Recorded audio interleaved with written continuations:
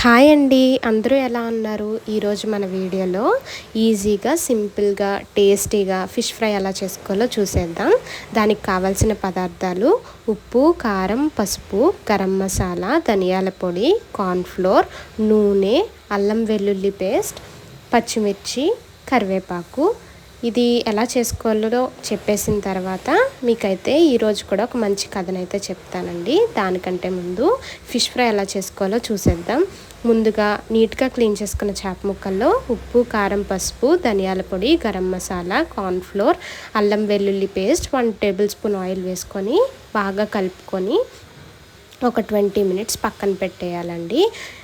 అలా చేస్తే ఈ మసాలా అంతా ఫిష్ ముక్కలకి బాగా పడుతుందన్నమాట.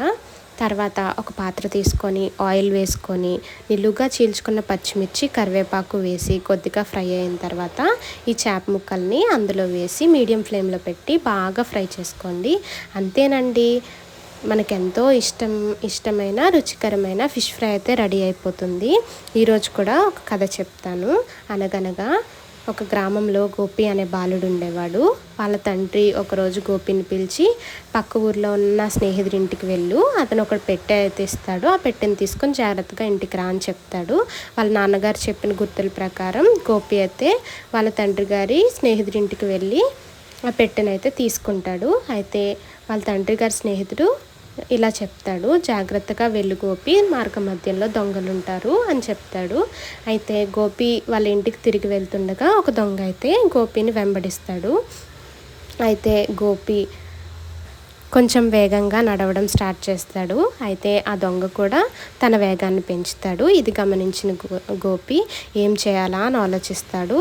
ఈలోపు ఎదురుగా ఒక నది అయితే కనిపిస్తుంది. వెంటనే గోపికి ఒక ఉపాయం వచ్చి ఆ నది దగ్గరికి వెళ్ళి పక్కనే ఉన్న పొదల్లో ఆ పెట్టెనైతే పడేసి ఆ నది దగ్గర కూర్చొని ఏడుస్తూ ఉంటాడు. అయితే అదే అదునుగా చూసి దొంగ గోపి దగ్గరికి వెళ్ళి ఏమైంది బాలుడా అని అడిగితే, నా పెట్టె ఈ నదిలో పడిపోయింది, నాకేం చేయాలో తెలియట్లేదు, నేను ఈ నదిలో దూకి వెతుక్కుంటాను అని అంటాడు.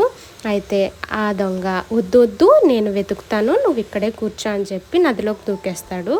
ఈలోపు గోపి పక్కనే ఉన్న పొదల్లో ఉన్న తన పెట్టెని తీసుకొని గబగబా తన ఇంటికైతే వెళ్ళిపోతాడు. ఈ కథ బట్టి మీకేమర్థమైంది?